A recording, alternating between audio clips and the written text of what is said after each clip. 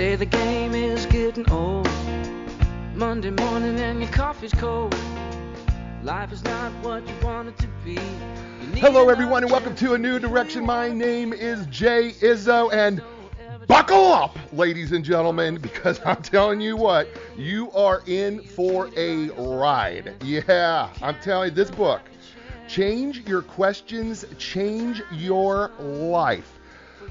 Folks, you're going to be going down a path, and you've got some choices to make, so I suggest that you take the seatbelt in your chair, and I suggest that you make it a little tighter, because you're about to be challenged. Oh, yeah, because the doctor, Marilee Adams is joining us today, and she is brilliant, she is fun, and she is going to blow your mind. Yeah, she is outstanding.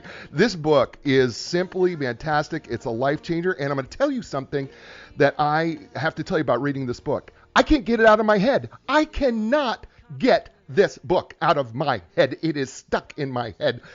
We're going to be talking about judgers and learners and switching questions, and oh man, it haunts me. That's how great this book is. And you're going to love the book. And I mean that in the best way. It's available bookstores everywhere, Amazon, bestseller. You're going to love Marilee. She is absolutely fabulous. And we're going to have a great time with her. But hey, let's do what we do every week, right? You know what that is, right? I walk you through the 4 areas of your life, right? I believe that we're 4-part people. We are physical people. We are mental people. We're emotional people. And we're spiritual people. So let's check in like we do every week, right? Scale of 1 to 10, 1 is miserable, 10 is outstanding. If you were to rate yourself physically, like, how are you, how's your diet, how's your exercise, how's your sleep, right? Because we all know that sleep is important, right, to our health. If you were to rate yourself on a scale of 1 to 10 physically, how would you rate yourself on that scale of 1 to 10? 1 miserable, 10 outstanding, right? Got a number there? Right, remember, because the physical part's really, really important, right? If you're not taking care of yourself, right? We have this one body, and this, by the way, real limited time we have in this body. So you want to do the best that you can, take care of it. So, there's 2 questions I always ask you in every one of these areas of your life, right? Why are you the number that you're about to select? And then the second question is, what can you do right now to change that number, right? Whether it's getting more rest, whether it's eating better, or whether it's, maybe exercising a little more, getting out to do a walk, or whatever it takes physically for you to get better. What do you need to change? All right. So there's your first number. All right. Second number, mentally, right? What I mean mentally is, what are you actively consuming to learn and to grow? Right? I don't mean what are you watching? Right? I'm asking you, what are you doing that is actually growing your knowledge, growing your wisdom? What are you doing to make a difference, right? We have 2 halves of the brain, right? Right side's creative side, left side is, that logical side. What are you doing to enhance both sides of your brain right now, right? Whatever that number is, scale of 1 to 10, how do you think you're doing in that area, right? And then, same 2 questions, whatever the number is, why are you that number? And then what can you do to improve on that number immediately? And by the way, in all these numbers, right, whatever your number is, I'm not trying to get you to a 10 in one shot, right? So if you tell me that you're a 6, I'm not trying to get you from a 6 to a 10. I'm trying to get you from a 6 to maybe a 6.5. If you tell me you're a 3, well, let's just try to get to a 4, okay? We're not trying to make huge leaps and bounds here, all right? So you've got 2 numbers. You've got a physical number, you've got a mental number. And now let's move on to the emotional area. Right, and we could talk about emotional quotients and emotional intelligence, and those of us who are psychological professionals, such as Dr. Marilee Adams, author of Change Your Questions, Change Your Life, we talk a lot about emotional intelligence, emotional quotient. I'm going to simplify it down for you, right, on your scale of 1 to 10. The first is, how well are you able to control your emotions, especially under stress? That's the first part. And then the second part is, how well are you able to really tap into and understand the emotions of others? Those are really the 2 areas I want us to look at when we talk about emotions, right? And your scale. So on the scale of 1 to 10, how well do you think you're really doing that? That is, controlling your own emotions, regardless of the circumstance, and then at the same time, really able to tap into the emotions of other people, right? Sometimes we refer that to as empathy, right? But what we really want to know is, how do you think you're doing there, right? And then the same 2 questions, why are you that number? And then what can you do to change? And so much of emotions is intention, right? We have to practice it. Dr. Adams is going to share with us. The truth of the matter is we have to continually practice our emotional states. We can actually rewrite that. It's not hardwired. We can change it if we're intentional and we practice a little discipline over time. So you have three numbers, right? You got a physical, a mental, and emotional number, and that leaves the fourth area, the spiritual area. Right? And a lot of people ask me, Jay, what do you mean by the spiritual area? I'm not a spiritual person. Well, we all kind of are in reality, believe it or not. Because if you remove the physical, the mental, and the emotional, and you were to look at what's left, well, it pretty much winds up with the spiritual area, right? And that spiritual area talks about, what puts you at center, what puts you at peace, what gives you a sense of joy. They didn't say happiness, they said joy. Something that hits you in your soul of your heart, right? Sometimes it's God, sometimes it's nature. For some people, they say it's meditation, and for some people, it can be a number of other things, right? The question is, how well is it working for you? How well are you able to tap into that to get you back to center, right? What is that number for you, right? And then the question then becomes, why? And then what do you got to do to change it? And so I ask these questions, well, if it's God, how's that relationship going? If it's nature, how's that working out for you, right? I mean, whatever it is, how's it working? And then what do you need to do to change it? So you have four numbers, right? You have a physical, mental, emotional, spiritual number. Think of those as the four legs of a chair. And if the chair is uneven, it's really hard to sit in the chair, and it's really bad on your posture. And the same token, if the chair is too low, it makes it very difficult for us to be comfortable. So what we want to do is we want to bring up all four areas of our life, right? We want to keep them well balanced, and at the same time, we want to bring up to the appropriate height so that what we're doing is that we are the healthiest place we can be. And speaking of someone who is all about healthy places, I have to introduce you to Dr. Marilee Adams. She is the author and executive coach, facilitator, and professional speaker. She is president and founder of the Inquiry Institute. By the way, you can go to the Inquiry Institute. You can Google it. You can go to inquiryinstitute.com. She is a consulting, coaching, and an educational organization.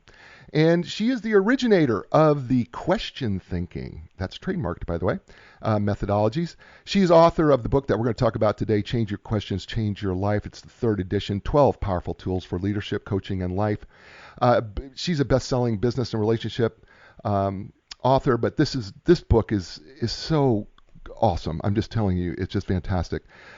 She is about cultivating mindsets and breakthroughs in schools. She's authored a textbook, The Art of the Question, a guide to short-term question child-centered therapy. She wrote a chapter for action learning and applications, present and future, co-authored with doctors David Kuperinder and Marge Schiller, a chapter for the Advances in Appreciative Inquiry.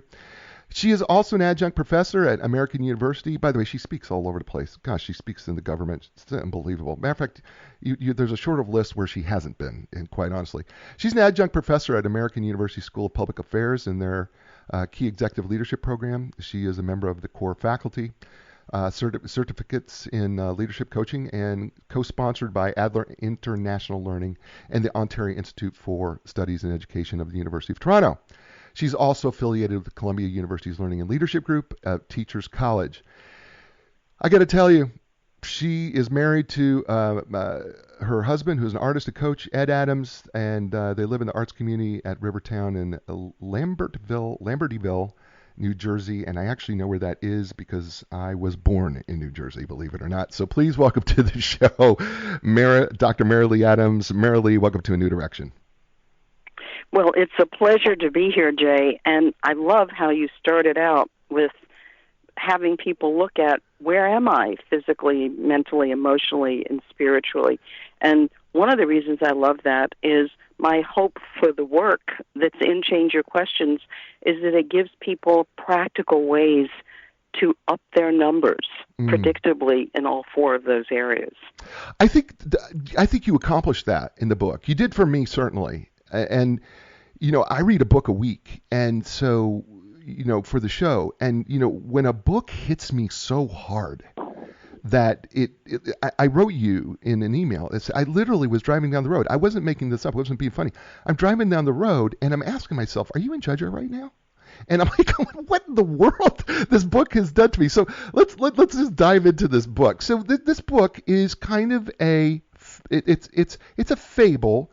It's a story of a man by the name of Ben Knight. And basically you weave question thinking And the whole idea of the choice map and this questions as this guy goes through is he's newly married, he's in this job, he's a leader, and he's struggling, he's failing, and he's ready to turn in his resignation. And then all of a sudden, his boss decides that, you know what, before you decide, she won't take the resignation. Before you decide to get rid of yourself, I want you to meet my coach. And so she introduces him to a coach by the name of Joseph S. Edwards. I think that's correct. And then what he does is he begrudgingly decides that he's going to go listen to this guy, and then there's changes. And so I want to jump into chapter 1, if we can here real quickly. And one of the things that Coach Joe, I'm going to call him Coach Joe, he comes up with, and it's kind of a premise of the book, I think, is the best way to solve a problem is to come up with better questions. And one of the first questions that comes out of this chapter is, are you willing to take responsibility for your mistakes and for the attitudes and actions that led to them? Let's just start there. Let's talk about why is it that to solve a problem we have to come up with better questions? Because we want to go right to the answers. Everybody wants to go right to the answers, and it's understandable. Unfortunately, it gets in the way. Most people know the term ready, aim, fire versus ready, fire, aim, and going for the answers without being thoughtful first and asking enough of the important questions will lead you straight to ready, fire, aim, which in the end could have an answer that's going to turn into another problem. So what the book teaches and this whole approach teaches is how to be really thoughtful so that when we take action, it's a wiser action and more likely to be successful in whatever arena that decision or that action is. You know, there's 3 questions that you ask in this first chapter that I found really thought-provoking for me, and I think all of us do. And I've already said one of them. One is, are you willing to take responsibility for your mistakes and for the attitudes and actions that led to them? Secondly, in that chapter, you say, are you willing, however begrudgingly, to forgive yourself and even laugh at yourself? And before I go to question 3, I'll say it. Will you look for value in your experiences, especially the most difficult ones? I want to talk, though, about the second question. Are you willingly, however begrudgingly, to forgive yourself and even laugh at yourself? Why is that an important question to ask myself? Oh, it's such an essential question.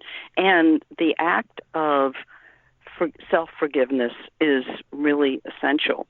That's where acceptance and forgiveness, empathy, compassion come in. And without those, we're just typically beating ourselves up or beating other people up. And as you know from the book, that all happens in judger mindset, which we all have. And so without bringing in acceptance of our humanness and giving ourselves the benefit of the doubt as well as others, we kind of get stuck. And you've seen the image of the choice map, which people in the audience have not. But it's a little cartoony looking, right, and it illustrates the 2 mindsets that we all have, a judger mindset and a learner mindset. And you can see on the map that if we stay in the judger mindset, which is where we're being critical and judgmental, eventually we end up in the judger pit, like stuck in the mud. And I'm guessing that most everybody in your audience are people who want to move ahead productively and happily, and you just can't do it from judger. And you can't get out of judger without acceptance and forgiveness and switching into learner. I for those people who are watching live on Facebook, I held up real briefly the choice map that I have a copy that you sent me. And by the way, people, if you want to get a choice map, I'm going to tell you the simplest way to do it. Just buy a copy of the book. There is a code in the book you can get a choice map. The other way to do it is you can go to inquiryinstitute.com, And it's for a very small fee. I think it's like $4.95 or something like that. Is that right? That they can actually Yes. purchase your choice map. I'm going to tell you something. I now take this with me everywhere I go because whenever there's a situation coming up that maybe I question or maybe I'm a little concerned about or maybe I'm not, I can tell that I'm feeling a little tense about, and we're going to talk about these things, of course, later on in the book. I've been using this map and I'm having to practice these questions that we're going to talk about a little bit later. But it really is a tremendously valuable tool. And I even you gave me an extra one, and I gave one to my wife, and so she's got it on her desk, and so we're both looking at it and doing it. So it's a really useful tool. I highly recommend. Just get a copy of the book, get your free code, get your choice map because it really is worth it. One of the quotes that keeps coming up over and over again in the book is Albert Einstein's "Question Everything," and I think this is a crux to the book. Why is the question everything such a crux? Why would I think that? Well, for one thing, it keeps us from being stuck in our assumptions. So there's another great quote which I'm kind of looking for because I wrote it down. It's not in the book, but it will be in the next one. Which is ask questions and question answers. And that's from Ellen Langer, who's a professor at Harvard. And so live from curiosity and don't be so certain that you know the right answer or yesterday's right answer is still today's right answer. So be open to new information and to opening your mind to different possibilities. If we're stuck with answers and having to defend our answers rather than stay curious for the future, then nothing new possibilities won't arrive, and we'll just be living yesterday over and over again. But Marilee, I have to be right. I have to be right. What do you tell people like me who go, I've got to prove I'm right? What do you say to somebody like that? I would ask a question. Why is that so important? It's so funny because that's what my wife asks me. And what did you tell her? I have this big, huge bottom lip that points out, and I put my head down and go, I don't know. I don't know. It's really not that important. I don't know why. Matter of fact, that's the thing that every year we work on something, right? And so this year my work is I don't have to be right. This is the thing I'm working on this year is I just don't have to be right. It's okay. And so we joke about it. She'll say to me something like, "Are you trying to be right again?" And I'll go, "Maybe." She goes, "Why is that so important to you?" I go, "I don't know." But we're having a lot of fun with that. And I think you can, right? I mean, I think this is part of the book too, is that there is kind of this fun about having to laugh at yourself and go, how ridiculous is it that I got to be right on everything, right? And I know this. I mean, this has been part of my DNA for so long, and I know that I've got to change it. But it's a very... You also know, Jay, that it's impossible to be right all the time about everything. Of course. Because nobody can be. I know. There's a certain, if you'll pardon me, but there's a certain arrogance that we have as human beings that we can know everything, and that's absurd. And this is a part of my therapy session that you're joining us here on A New Direction with Dr. Marilee Adams, as she has chastised me appropriately for my own arrogance of trying to be right. It is really true, though, that I think so often we do, all serious joking aside, but I think we do want to be right. I think we feel like and then sometimes we feel like we have to have all the answers, and those have to be the right answers. And we don't ask the question, what is it costing me to commit to being right, rather than to be open to new information and new possibilities? And if you ask that question in the personal life, like in a marriage, as you're talking about, and by the way, I wasn't pointing to you when I used the word arrogance. I'm saying for all of us who get into I need to be right, that's the case. Yeah. But what does it cost us in our relationships? And you work in a lot of businesses. Right. What does it cost people? And so do I. What does it cost people in their businesses and the costs are not just financial, although they can be huge financially. Yeah. In fact, one of the and I think it's in this book, where I said every question missed is a potential crisis waiting to happen. You did say that, by the way. You say that later in the book. Yeah. Good. And so if we think we're right, we're not going to be asking questions. Mm. It's a setup for problems. It's a huge setup. But and I will say this. The truth is, it is arrogant. I mean, I have to be honest. It's arrogant to think that it is. I mean, it's okay. I mean, I'm willing to live with it. It's me. I mean, I get it. Hey, but you know what, ladies and gentlemen? By the way, we're talking to Dr. Marilee Adams. Her book is Change Your Questions, Change Your Life, and she's joining us here on A New Direction. Hey, you know what? New Direction has a new sponsor, and their name is Epic Physical Therapy. And whether you're recovering from an injury or surgery, or suffering everyday aches and pains, or having difficulty performing activities of daily living, or maybe you're an athlete and you just can't perform your athletic event the way you want to, and maybe you're just wanting to look how to improve yourself and how you feel and how you move. Well, the elite team at Epic Physical Therapy will provide you with a customized treatment plan tailored to your individual needs.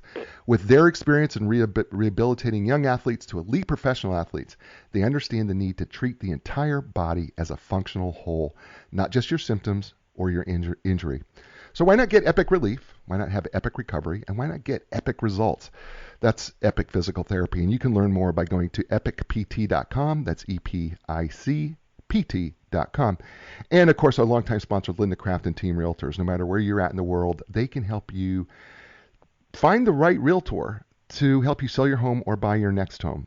They have been in business for over 35 years, and they are known as the legends of customer service. And you know why? It's because they're the relationship real estate team.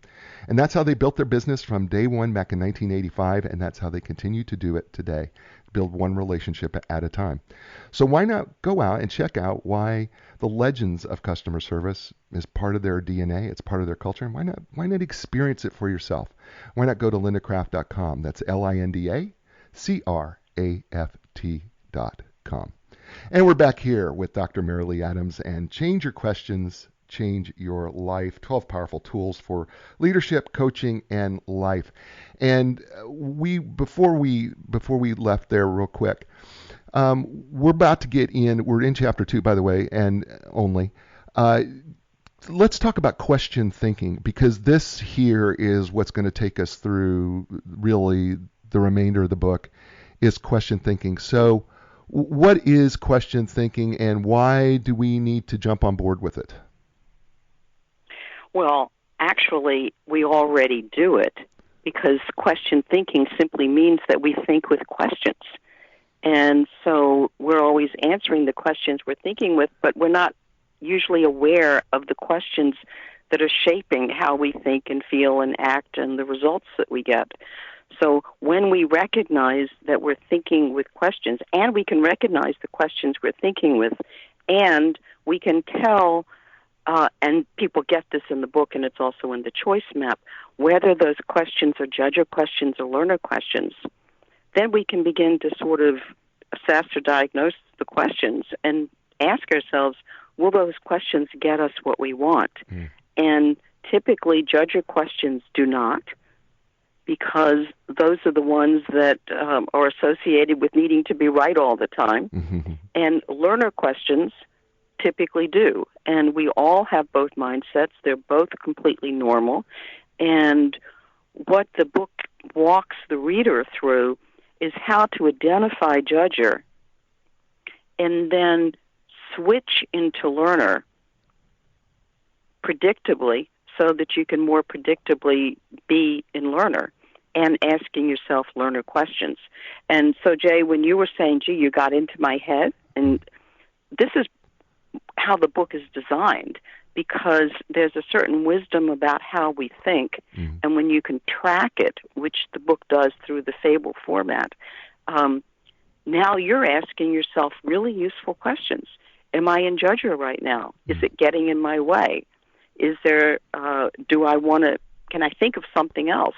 Where would I rather be? And those questions are switching questions that take you up to learner. And the beginning is becoming aware when we are in judger, which is typically critical and closed-minded.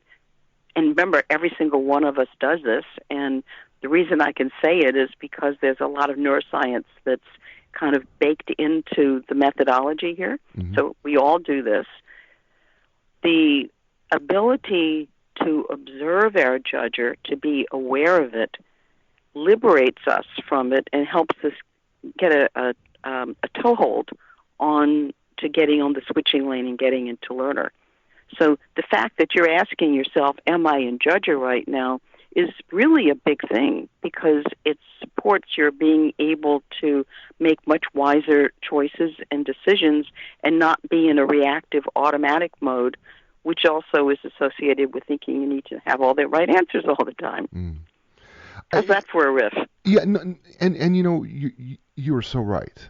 I mean, and this is why I found this whole judger, learner, and switcher, and we're gonna get to that. I promise everybody that we will. But one of the things that got me there to where this map became and those concepts became so powerful for me was so much of the earlier work that you do in the book and with Ben Knight and what he's going through with Joseph. And one quote has just been punching me in the brain, in the cerebral cortex, frontal lobe especially, has been Albert Einstein, which I've known this quote, but for whatever reason, it finally hit me. And folks, listen to this quote by Albert Einstein, and she's got this in the book. She said, "We cannot solve our problems with the same thinking we used when we created them." And I started thinking about that for a second. And the truth is, here I am and this is where I think the choice map comes in, right? And you know, the choice map we start with some person or some situation, right? And I go into this problem, I think we most do, going, how can I solve it with the same stuff I've always had? And you can't. You have to ask questions, and this is where you say questions drive results. Right, and we're referring to question thinking, the questions we ask ourselves, as well as the questions we ask others. And people don't typically connect up. We're all in the results business, whether it's in business or in our personal lives, but we don't realize that the questions we're asking ourselves and the mindset from which we're asking them, even if we're not aware that we're asking them, that's what's driving our behavior and ultimately our results. So it makes sense to begin at the beginning of that and say, are my questions helping me or hurting me? Yeah. And have a method for figuring that out and changing your questions if it's appropriate. It's, you know, I'm going to play devil's advocate here because Ben does it in the book a little bit to Joseph. So I'm going to play devil's advocate because I know that there's a bunch of business people out there who listen and or watch listening to the show from all over the world, and they're going to say to you, you know what, Dr. Adams, this whole, asking more questions sounds really, really great, but the truth of the matter is I need answers now. I don't have time to ask questions. How do you deal with that? Well, first I laugh because I hear that so often.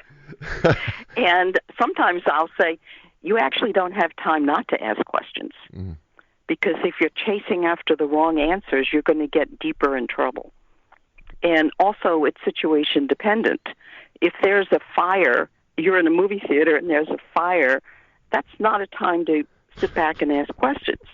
But if you're developing strategy, or if you're a leader or manager and you're coaching people and empowering them to be able to do better critical and strategic and collaborative thinking, then you do need to get better at asking questions.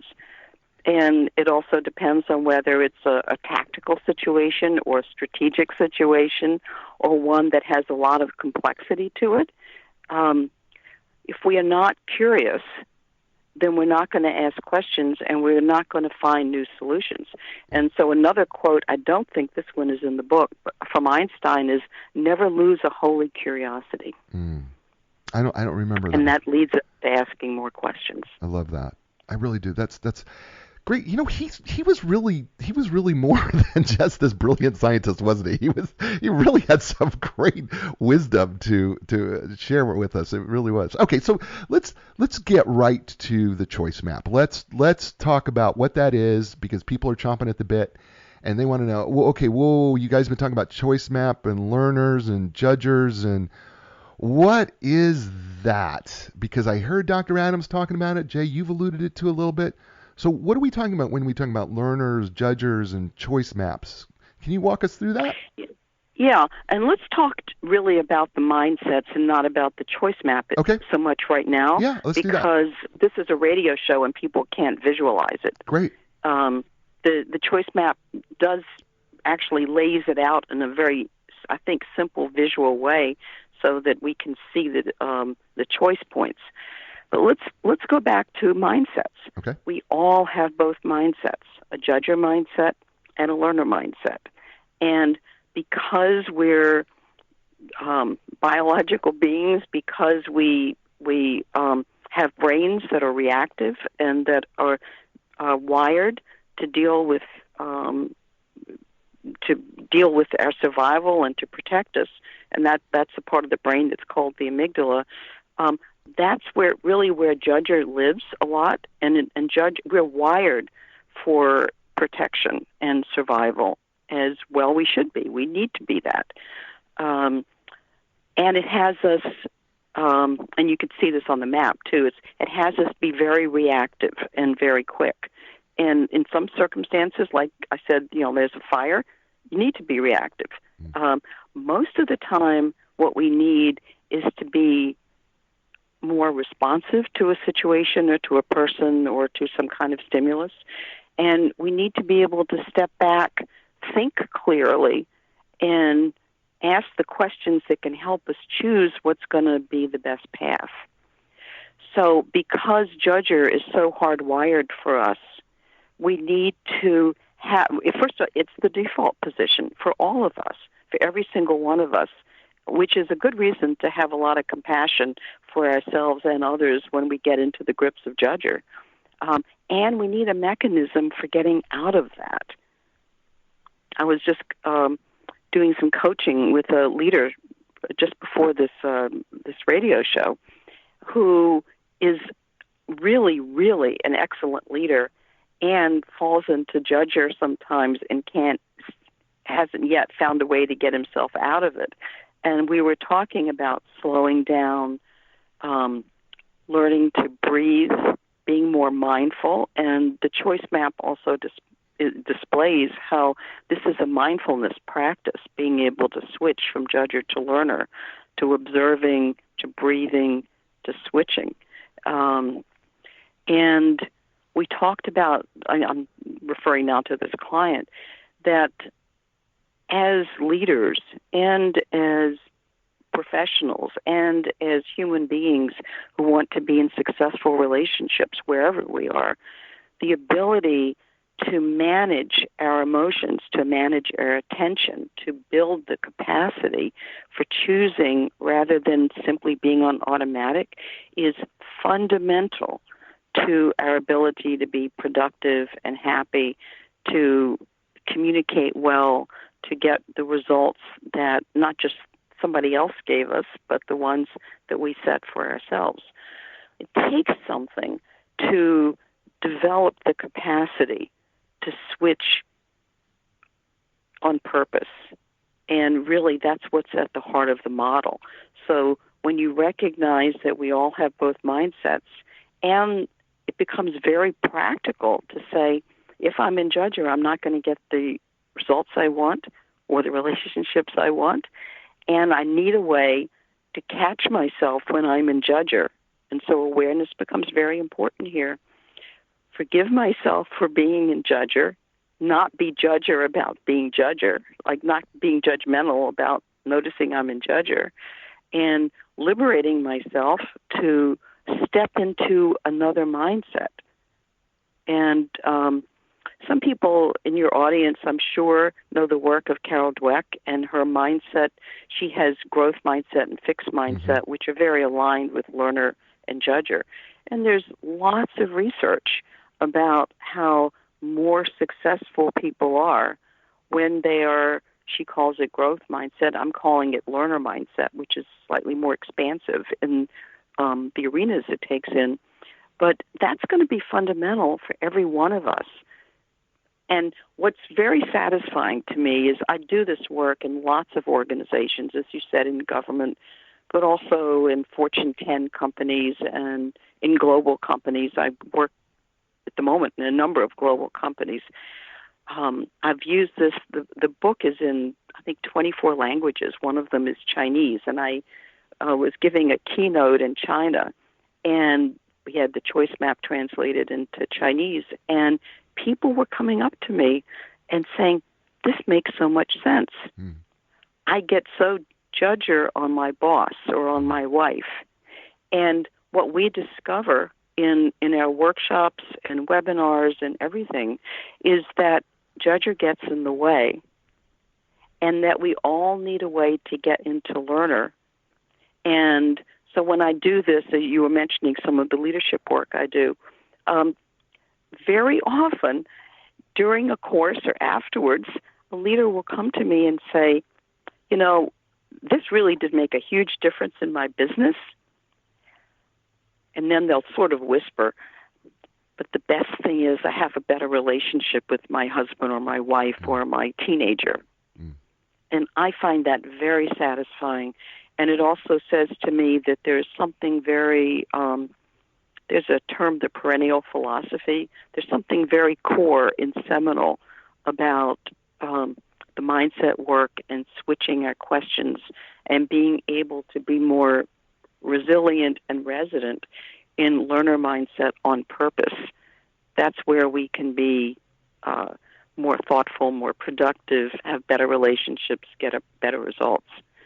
So it kind of spans everything, as I think you were saying before. You know, here's the thing, that first of all, the judger mindset, you're right. You know, that limbic system is such a problem. Right.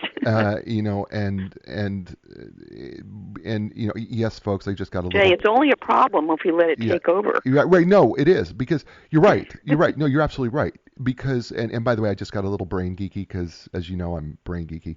But yeah, that amygdala hippocampus area in there in the limbic system can be, we default there immediately. That's kind of our first thing, but we can't control it. We don't have to. That's the thing, is we do not have to let it do that. We do not have to go there. And you, in chapter 3, you make a quote and you say, you may not always have a choice of what happens to you, but you have a choice about what you will do next. And I found that, you know, as part of the learner mindset, right, is, you know, when we're as part of the learner, you know, I have a choice. And I have to always be keeping in mind, you have a choice about, and at all times, and I believe this firmly, by the way, I always do believe it, but I just know that I have to practice more, because sometimes, you know, it is, I don't think I go into judger that frequently, but I know that it does happen from time to time, and I have to keep practicing to say, hey, you're in judger right now. Start asking some different questions about what you're doing here, and you're right. By the way, the other thing that I think you're absolutely right, and you say this, you know, I have to be a friend with my judger, right? Mm-hmm. Right. I mean, because you have to recognize that it is part of you, and you make a point of in the book is you got to learn to be friends with judger. Explain that. I'm really glad you asked that question. So I'll say again, we all have judger mindset, and we all need the protection and the instinct for survival that it provides us. So I don't totally agree with what you said about you could choose not to go into judger, because it happens so fast. We are wired for that to happen so fast. I don't think that's the issue. The issue is, how long do we stay there? And we will stay there if we don't recognize we have a choice about it. So this whole methodology is about, I just went into judger, now what? And then you develop strategies, and to have a strategy to have it become habit-based, or to be able to build the habit of switching, of notice I'm in judger, forgive myself, and not get judger about judger, and then switch. That takes practice. Yeah. It takes a lot of practice. I've been doing this for 30 years, and I expect to be practicing this till the day I die, because it's how we develop ourselves. Right. Yeah. No, I totally get it, and I do. I really do understand, because it's just so easy to go there. By the way, we're talking with Dr. Marilee Adams, clinical psychologist, author of best-selling book, Change Your Questions, Change Your Life, 12 Powerful Tools for Leadership, Coaching, and Life. By the way, available at Amazon bookstores near you. By the way, if you go to your bookstore and this is not there, you ask them why it's not there, and then you tell them you get this book on the bookshelf, and tell them to face it out. See this cover right here? Well, you can't see it, some of you, because you're driving down the road. But listen, it's got this beautiful purple cover on the front, and it needs to be facing out. Tell them, don't show the binding, show me the full cover, because people want to see it, and people are going to need to buy this. Because, by the way, this book, as we're going to go along here, this book also deals with leadership and coaching. And as a coach, I found this invaluable. I've already been applying some of these resources that she has put in this book, even in my coaching with my coaching clients, and I found such tremendous success. And also, even as a coach, sometimes as a coach, we can get into judger with our own clients. And so if you're out there as a coach, and I know a number of you coaches listen to the show, if you're a coach, I'm just going to really recommend this book, because I want to just tell you that you're going to rethink, about your clients in a different way, because sometimes they will say something or do something, and it's going to put you automatically go into that mindset, and then getting yourself to ask more questions, and what do they need? What do they want? What do you really appreciate about your client? And I just found it just tremendously valuable. And we're talking with Dr. Marilee Adams here on A New Direction. Hey, did you know that A New Direction has a new sponsor? Their name is Epic Physical Therapy. And their facility, located in Raleigh, North Carolina, offers the most advanced top-of-the-line equipment, including the Ultra G anti-gravity treadmill, the Normatec compression sleeves, and Game Ready, just to name a few. I've used several of them, and I'm just going to tell you, it's unbelievable. Yeah, I do get injured too sometimes, as a gym rat.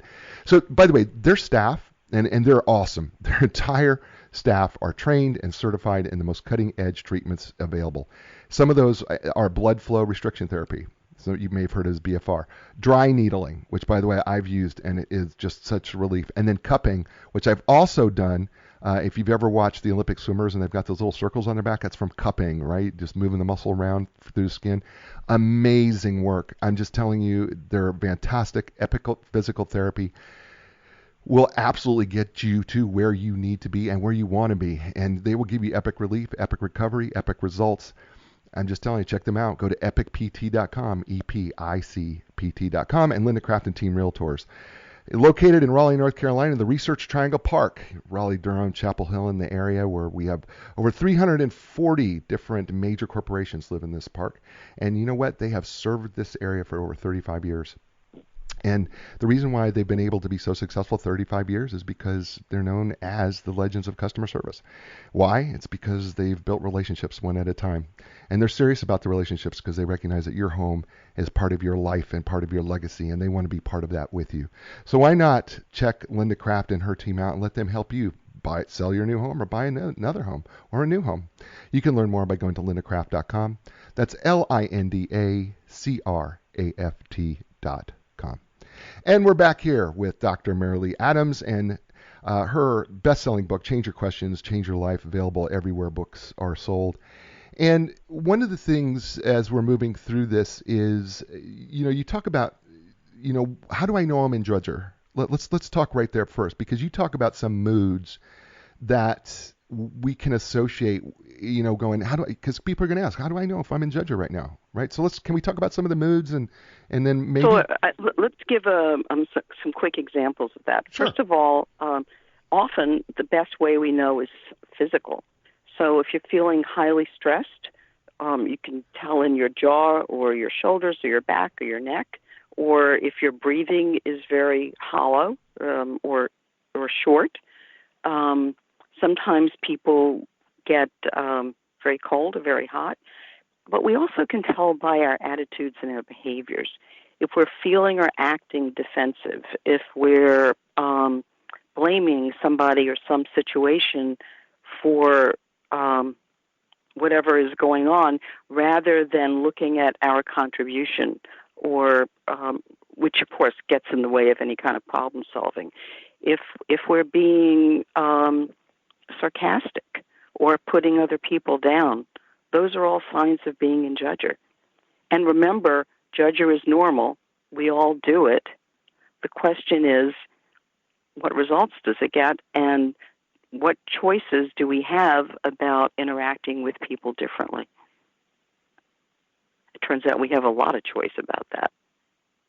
I'm sorry. I thought you were going to continue and talk about how do we switch out of that. No. And I went, we just had a funny judger moment, because I thought, oh my gosh, the phone is, what did I do wrong? No, you were with fine. With the self-judger, and see how fast that happened? No, I thought, okay, well, she's going to go into that, and then she's going to talk about how we get out of that. That's You're waiting for the other shoe to drop, is that right? Yeah, so I shut off my microphone, so I shut it down so that it could be completely quiet, so that, if I'm moving books or stuff around that you can't hear. And so here I'm moving around books, and I'm moving around a little bit, and I was listening, and then all of a sudden you stopped, and I thought, oh, she's not going to go into switcher questions. So I had to run back to the microphone. So we're good. Why don't I do that then? Yeah, let's do that. Let's talk about. So the formula is that we recognize we're in judger, and remember, this is all about ourselves. It's not about somebody else.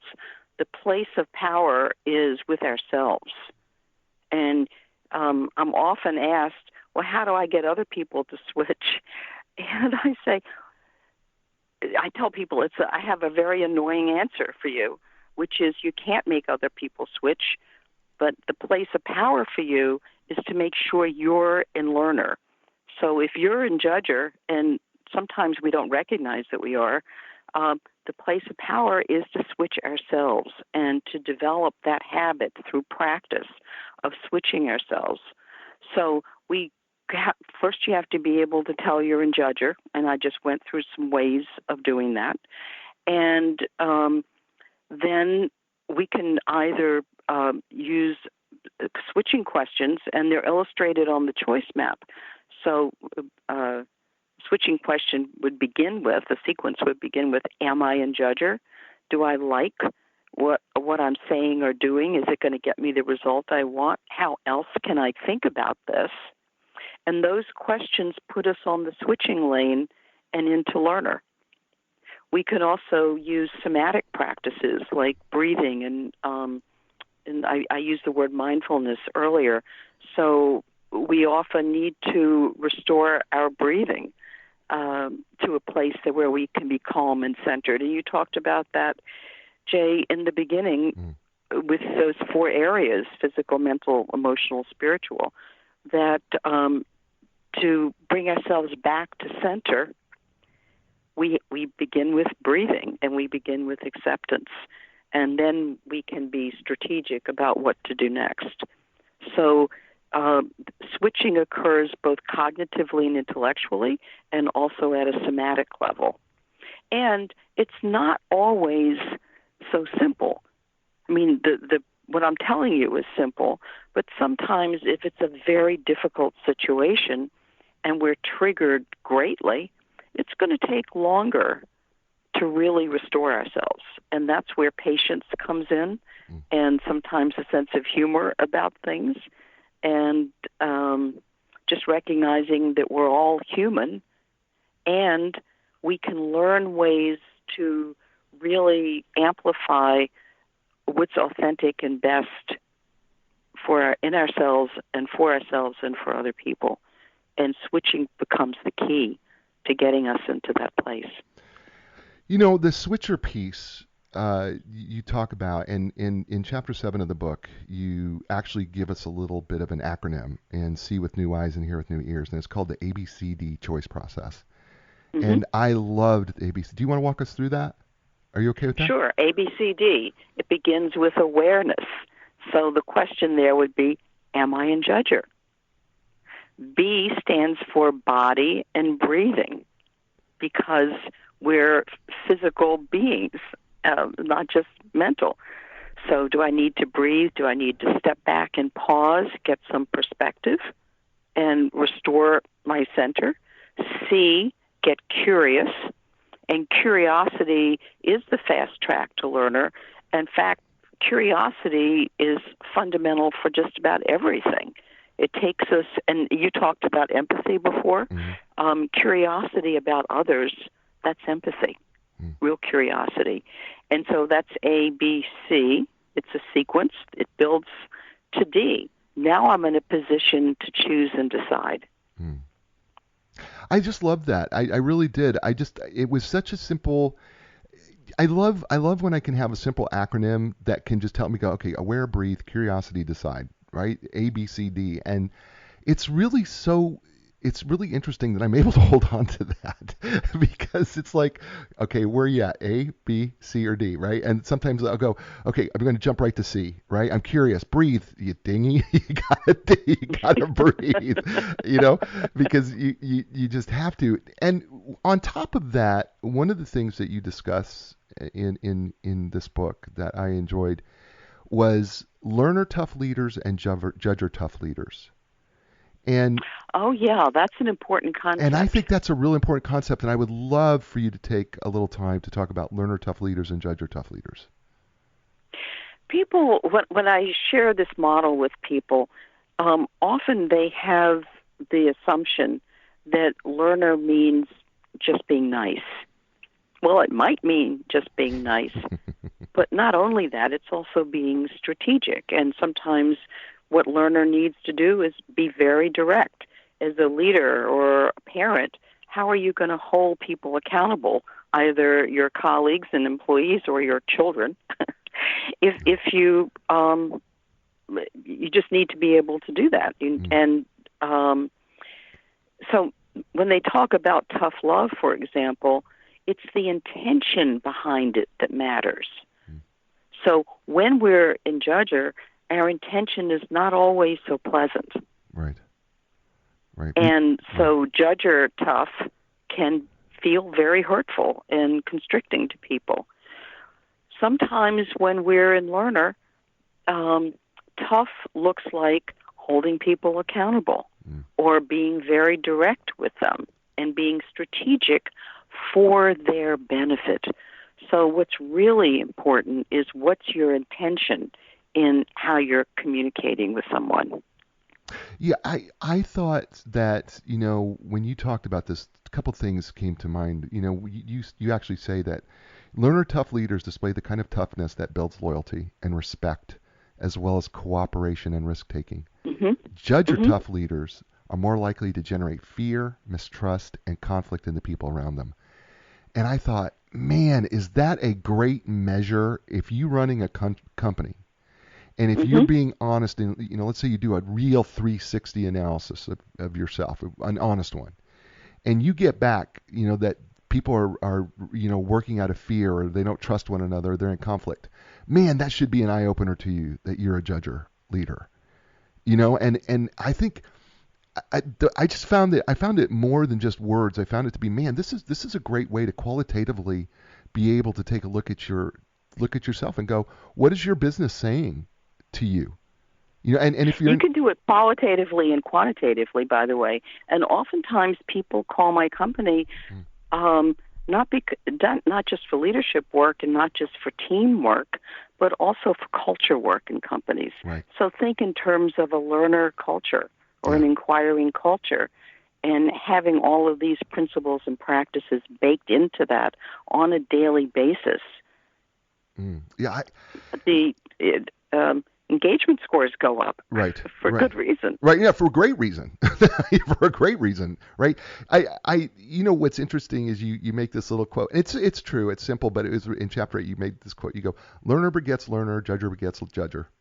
It's so true, right? The more you're a learner, you're going to become more of a learner. The more you go into judger, you're going to be more of a judger. And I know it sounds so simple, but I don't think we understand that we can we have a choice of a spiral here, right? Now, people really don't realize how much choice we have, and this is a method for discovering that.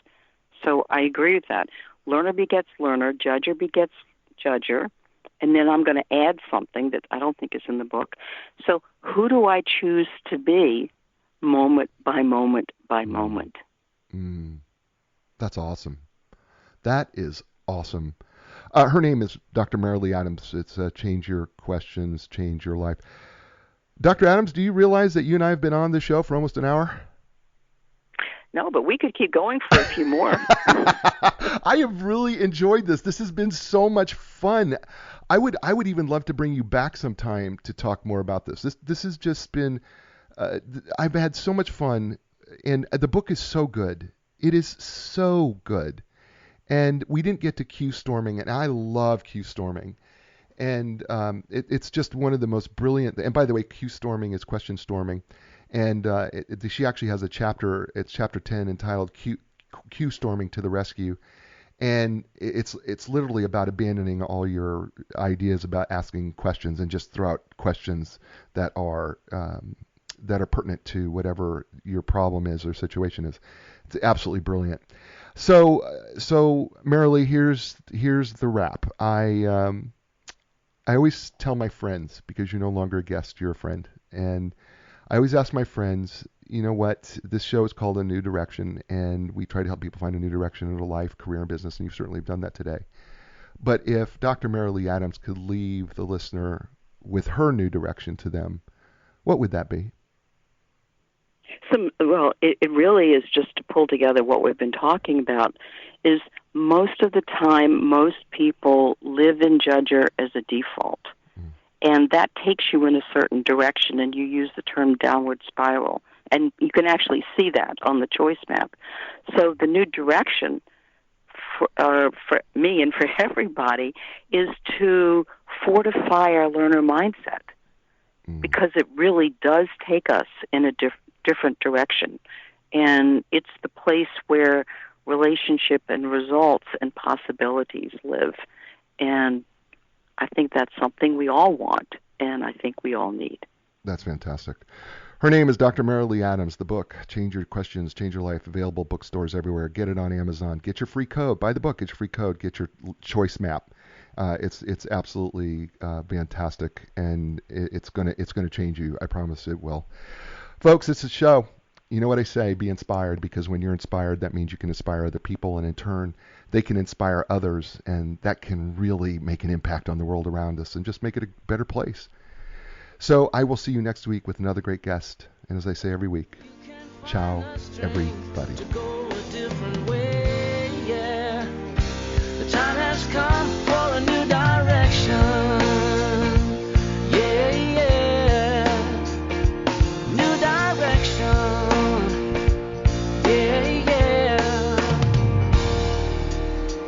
When you lost your confidence and the answers don't make sense, you got to keep your hope alive. You got to know you can survive.